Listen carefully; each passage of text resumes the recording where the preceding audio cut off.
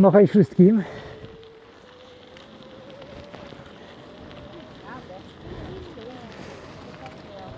Testów ciąg dalszy. Dzisiaj mianowicie mam wyświetlacz Tongzenga od Tongzenga 860C. Na tym przeszczepionym Tongzengu 8 z kontrolerem, znaczy przeszczepionym kontrolerze Tongzengu 2 do Tongzenga 8. I fajnie się to spisuje, ma większy amperaż dostępny niż w tym projekcie na aplikacji, także mogę tu ustawić znacznie więcej. Ustawiłem sobie teraz 20 amperów i moc maksymalną do 950 W około. Wspomaga to świetnie, bardzo mi się to podoba. Tutaj prędkości jakieś nie rozwinę, bo nagrywam, nie chcę tak też tutaj szaleć, żeby nie szumiało też jakoś bardzo, bo potem jest problem, jak to montuję. Powiem Wam tak, moim zdaniem jak na razie, po paru dniach testów, projekt warty zainteresowania. Zaprojektowałem sobie wstępnie już obudowę tego kontrolera, taką zewnętrzną, tego kontrolera Tongzenga 2. Co mnie martwi, to to, że niestety ten kontroler jest dosyć słabiutki. Mały amperaż jest niestety dostępny w tym kontrolerze. Tak myślę nad zmianą MOSFETów w tym kontrolerze. Jakby miał ktoś jakieś doświadczenia w zwiększeniu amperażu tego kontrolera Tongzenga 2, to niech do mnie pisze, niech się podzieli, jakby mógł.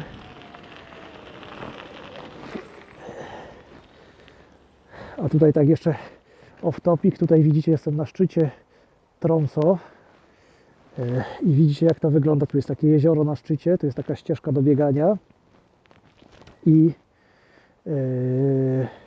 tutaj sobie tą ścieżką można przejść praktycznie całą wyspę od końca do końca. Tu w zimie ludzie sobie jeżdżą na nartach, no i w ogóle tutaj życie sportowe i takie życie towarzyskie, jakieś tam rozrywkowe się toczy. No, a ja jadę dalej. Tutaj macie jeszcze drugą stronę. No i tak, jest zaprojektowana już wstępnie obudowa tego kontrolera 2. Tak myślę, że sobie to dam po prostu na zewnątrz, bo tu nie ma jak tego zmieścić za bardzo do środka do tego Tongzenga 8.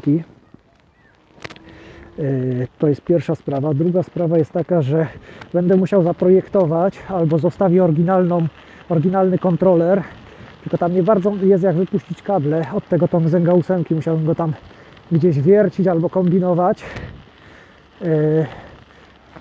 Ale tak myślę, żeby zaprojektować też na drukarkę 3D jakąś obudowę i zrobić sobie to w ten sposób, że po prostu dam plastikową obudowę, jakoś dobrze ją uszczelnię. No i stamtąd wypuszczę tylko kable od tego Tongzenga 8.